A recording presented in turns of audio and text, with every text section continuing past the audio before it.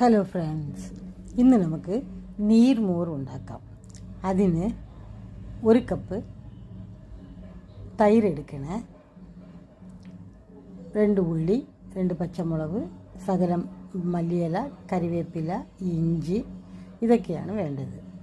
ആദ്യം നമുക്ക് ഒരു മിക്സി ജാറിൽ ഉള്ളി, പച്ചമുളക്, കറിവേപ്പില, ഇഞ്ചി, മല്ലിയില, ആവശ്യത്തിനുള്ള ഉപ്പ് ചേർത്ത് നമുക്ക് നന്നായിട്ട് ഒന്ന് അടിച്ചെടുക്കാം. അത് കഴിഞ്ഞ് ഇതിലേക്ക് 1 കപ്പ് തൈരും 1 ഗ്ലാസ് വെള്ളവും ചേർത്ത് നമ്മൾ നന്നായിട്ട് മിക്സിയിൽ അടിച്ചെടുക്കണം. ഇതിന് ഒരു ഗ്ലാസ്സിലേക്ക് ഒഴിക്കാം.